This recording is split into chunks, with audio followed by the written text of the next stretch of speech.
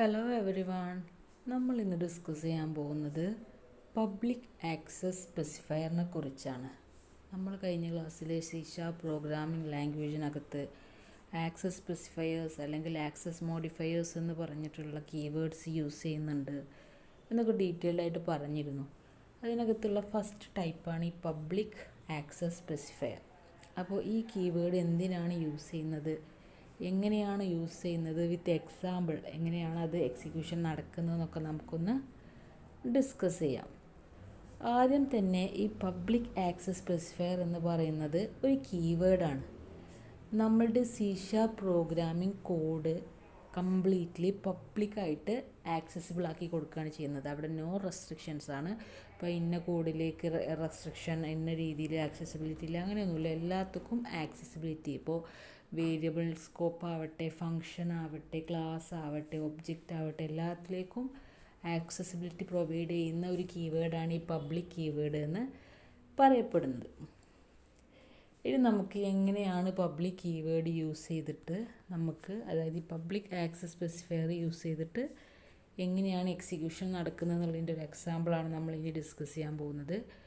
Using system name space access specifier class public test.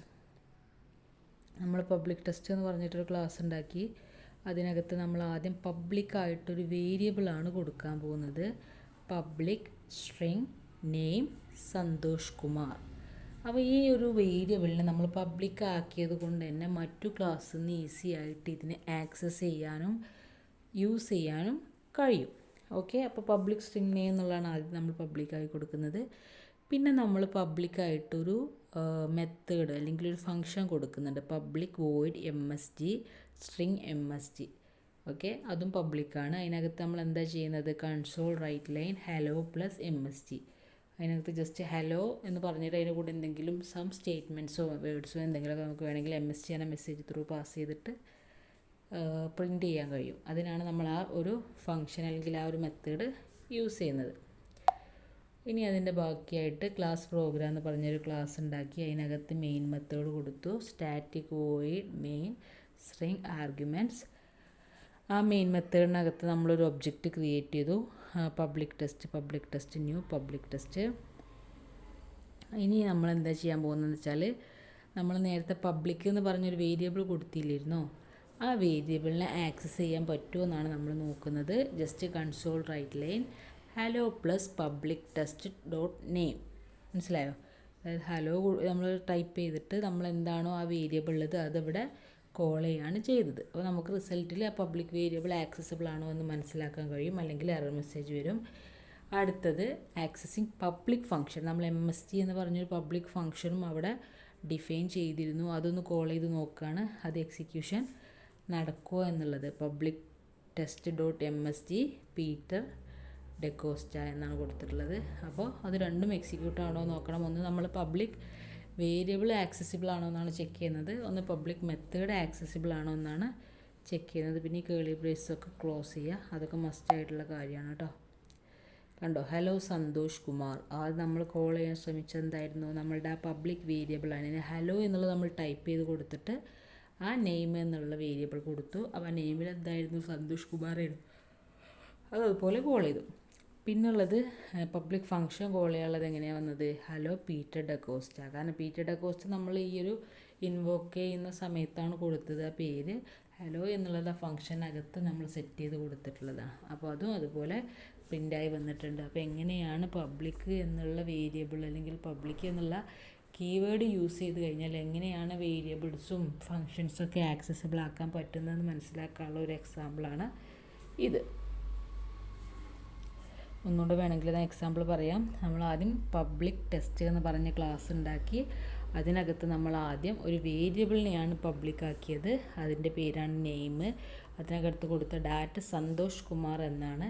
പിന്നെ MSG എന്ന് പറഞ്ഞൊരു ഫങ്ഷനും നമ്മൾ പബ്ലിക് ആക്കി. അതിനകത്ത് ജസ്റ്റ് പ്രിൻ്റ് ചെയ്യാനൊരു സ്റ്റേറ്റ്മെൻറ്റ് കൊടുത്തു, ഹലോ പ്ലസ് എന്താണോ നമ്മൾ മെസ്സേജുമായിട്ട് ഇൻവോക്ക് ചെയ്യുമ്പോൾ കൊടുക്കുന്നത് അതും കൂടെ വരും. അങ്ങനെയാണ് നമ്മൾ രണ്ട് കാര്യങ്ങൾ പബ്ലിക് ആക്കിയിട്ട് ഇവിടെ സെറ്റ് ചെയ്തു. ഇനി മറ്റൊരു ക്ലാസ്സിലേക്ക് വരികയും നമ്മൾ അവിടെ ഒരു ഒബ്ജക്റ്റ് ആദ്യം ക്രിയേറ്റ് ചെയ്യുകയും ചെയ്തു. അതാണ് public test, new public test. പിന്നെ നമ്മൾ നേരത്തെ പറഞ്ഞ ആ ഒരു പബ്ലിക് വേരിയബിളിന് ആക്സസിബിൾ ആണോ എന്ന് ചെക്ക് ചെയ്തു. Hello plus public test dot name എന്ന് കൊടുത്തു. അവിടെ കറക്റ്റായിട്ട് എക്സിക്യൂഷൻ നടന്നു. ഹലോ സന്തോഷ് കുമാർ എന്ന് നമ്മൾ ഔട്ട്പുട്ടിൽ കണ്ടതാണ്. പിന്നെ നമ്മുടെ പബ്ലിക് ഫംഗ്ഷൻ ആക്സസ് ചെയ്യുന്നത് അതിനകത്ത് public test dot MSG Peter D'Costa എന്നാണ്. അപ്പോൾ ആ പബ്ലിക് ആയിട്ടുള്ള മെത്തേഡിനകത്തുള്ള ഹലോ പ്ലസ് പീറ്റർ ഡെക്കോസ്റ്റ എന്നും കറക്റ്റായിട്ട് നമുക്ക് ഔട്ട്പുട്ടിൽ കിട്ടി. അപ്പോൾ അത് കറക്റ്റായിട്ട് എക്സിക്യൂഷൻ നടന്നിട്ടുണ്ട്. So no restriction in public. So public access specifier ആണ് യൂസ് ചെയ്യുന്നതെങ്കിൽ അതിനകത്ത് റെസ്ട്രിക്ഷൻസ് ഒന്നുമില്ല. അപ്പോൾ എന്തുകൊണ്ടാണ് നമ്മൾ ഇത്തരം ആക്സസ് സ്പെസിഫയേഴ്സ് യൂസ് ചെയ്യുന്നതെന്നൊക്കെ നമ്മൾ ഡീറ്റെയിൽഡ് ആയിട്ട് നമ്മൾ കഴിഞ്ഞ ക്ലാസ്സിൽ പറഞ്ഞിരുന്നു. നമ്മളുടെ ഇൻട്രൊഡക്ഷൻ്റെ കേസിൽ എന്തൊക്കെയായിരുന്നു?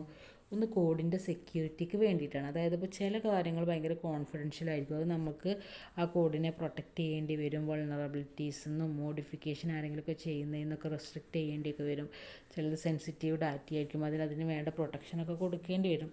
അത്തരം കേസുകളിൽ കോഡ് സെക്യൂരിറ്റി എന്ന് പറയുന്നത് വളരെ ഇമ്പോർട്ടൻ്റ് ആണ്. അതിന് വേണ്ടിയിട്ടാണ് നമ്മൾ ഒന്നാമതായിട്ട് ഈ ആക്സസ് സ്പെസിഫയേഴ്സ് യൂസ് ചെയ്യുന്നത്. പിന്നെ വരുന്നത് റീഡബിലിറ്റി ഇമ്പ്രൂവ് ചെയ്യാൻ വേണ്ടിയിട്ടാണ്. അതായത് നമ്മൾ ആർക്കൊക്കെ ഇന്നതൊക്കെ ആക്സസ് ചെയ്യാൻ പറ്റും, നമ്മളുടെ കോഡിൻ്റെ ഇന്ന പാർട്ടുകൾ ഇന്ന ടീമിന് ഇത്ര വരെ മാത്രമേ ആക്സസിബിൾ ആവുള്ളൂ എന്നുള്ളതൊക്കെ റീഡബിലിറ്റി ഒന്നുകൂടെ ഈസി ആക്കാനും നമുക്ക് ഈ ആക്സസ് സ്പെസിഫയർ ത്രൂ കഴിയും. പിന്നെ ഡിപ്പെൻഡൻസീസൊക്കെ റെഡ്യൂസ് ചെയ്യാൻ കഴിയും. കാരണം നമ്മൾ ഓരോ ആക്സസിനും ഇത്ര പാർട്സ് മാത്രമേ ആക്സസ് ചെയ്യാൻ പോസിബിൾ ആക്കുന്നുള്ളൂ. അതായത് എൻസ്കാപ്സുലേറ്റ് ചെയ്തിട്ടൊക്കെയാണ് കാര്യങ്ങൾ സെറ്റ് ചെയ്ത് കൊടുക്കുന്നത്. അതുകൊണ്ട് തന്നെ മറ്റൊന്നിനോട് ഡിപ്പെൻഡൻ്റ് ആവുന്ന കേസുകളും കുറേയും എല്ലാം ഇൻഡിപെൻഡൻ്റ് ആയിട്ട് എക്സിക്യൂഷൻസ് പോസിബിൾ ആക്കും. പിന്നെ കോഡ് കൂടുതൽ റീയൂസബിൾ ആക്കാൻ കഴിയും. അതായത് മോഡിഫയേഴ്സ് യൂസ് ചെയ്യുന്നതുകൊണ്ട് തന്നെ നമുക്ക് പുതിയ പ്രൊജക്റ്റിൽ മോഡിഫിക്കേഷൻസ് ഒന്നും ഇല്ലാത്ത കറക്റ്റ് കോഡ് ആക്സസ് ചെയ്യാനും പുതിയ പ്രൊജക്റ്റിൽ അത് അപ്ലൈ ചെയ്യാനൊക്കെ കഴിയും. പിന്നെ വിസിബിലിറ്റി കൺട്രോൾ ചെയ്യുക. അതായത് who has to access certain features of the class and methods. ആർക്കൊക്കെ ഏതൊക്കെ ഭാഗങ്ങൾ ആക്സസ് ചെയ്യാൻ പറ്റുമെന്ന് തീരുമാനിക്കുന്നത് ഇത്തരം ആക്സസ് സ്പെസിഫയേഴ്സാണ്.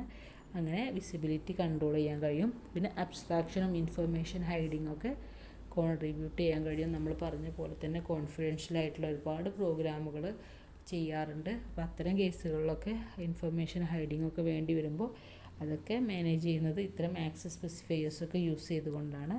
ഇത്രയാണ് ഇതിനെക്കുറിച്ച് പറയാനുള്ളത്. അപ്പോൾ നമ്മൾ ഇന്ന് ഡിസ്കസ് ചെയ്തത് പബ്ലിക് ആക്സസ് സ്പെസിഫയറിനെ കുറിച്ചാണ്.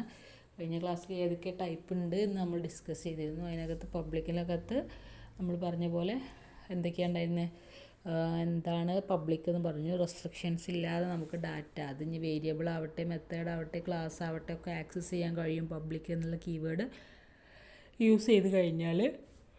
പിന്നെ നമ്മളൊരു എക്സാമ്പിൾ വെച്ച് ചെയ്തു. അതായത് വേരിയബിളും മെത്തേഡൊക്കെ പബ്ലിക് ആക്കി കഴിഞ്ഞാൽ എങ്ങനെയാണ് എക്സിക്യൂഷൻ നടക്കുക എന്നൊക്കെ എക്സാമ്പിൾ വെച്ചിട്ടും ചെയ്തു. അപ്പോൾ കോൺസെപ്റ്റ് എല്ലാവർക്കും ക്ലിയർ ആയിട്ടുണ്ടാവുമെന്ന് വിചാരിക്കുന്നു. Okay, thank you.